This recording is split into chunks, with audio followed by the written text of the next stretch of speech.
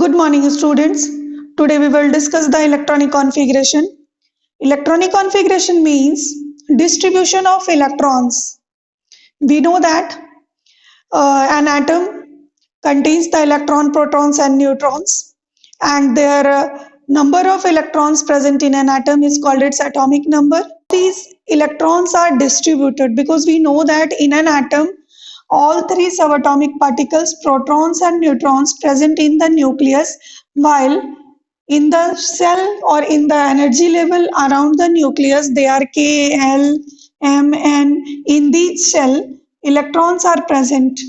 So, how these electrons are distributed in the different cell or in different energy level, that is called its electronic configuration. For electronic configuration, Niels Bohr and Bury both give the contribution and give a scheme. That scheme is named as Bohr-Bury scheme.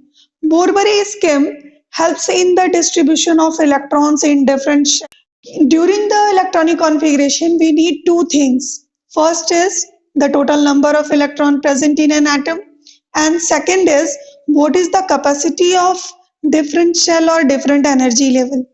So if we know both these two things, we can distribute the electron in the different shell or in the different energy level.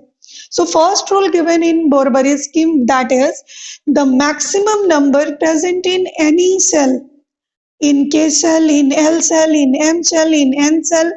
This was given by a formula that is 2n square, where n is the number of shell or number of energy level. It means if we want to find the maximum number of electron in K shell, because the first cell around the nucleus, that is K shell.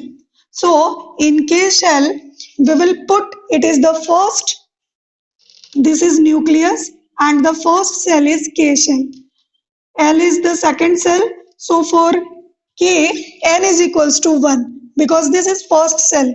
N is equals to 1. When we put the value of n into n square, we get 2 electrons in K shell. 2 into 1 square, 2 electrons. Similarly, for second L cell, for L cell, n is equals to 2 because it is second cell. So n is equals to 2, and by putting the value of n, we get 2 into 2 square, and that is 8 electrons. It means the capacity of L cell can accommodate the maximum electron, that is 8 electrons.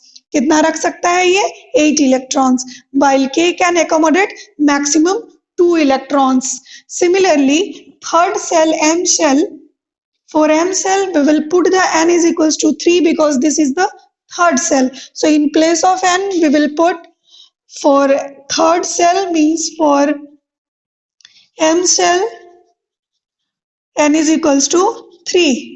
And maximum electrons present in this, that is 2 into 3 square.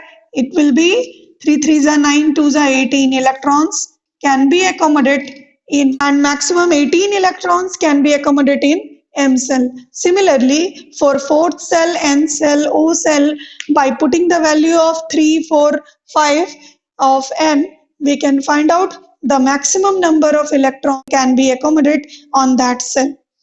This is the first rule. And the second rule of Bohr-Bury, that is the outermost shell of an atom cannot be accommodated more than 8 cells, even it has the capacity more than that of 8.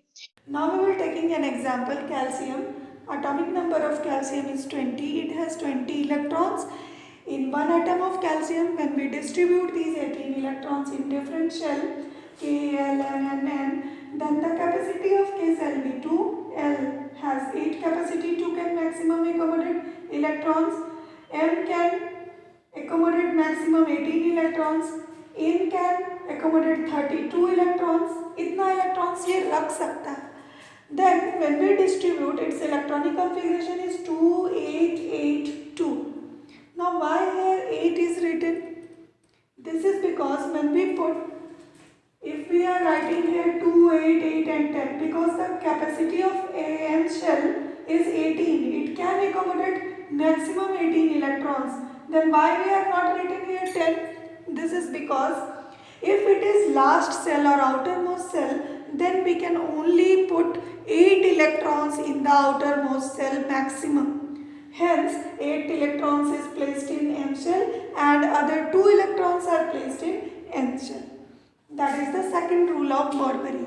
It means if any atom or if in any atom when we distribute their electrons and if it has the last cell, then it can maximum accommodate or we can maximum put 8 electrons in last shell. Third Morbury rule is electrons in an atom do not occupy new shell unless all the inner shell are completely filled with electrons. We cannot move forward unless the inner or the backward shell can be completely filled till. So this is Morbury scheme. According to that, we can write down the electronic configuration of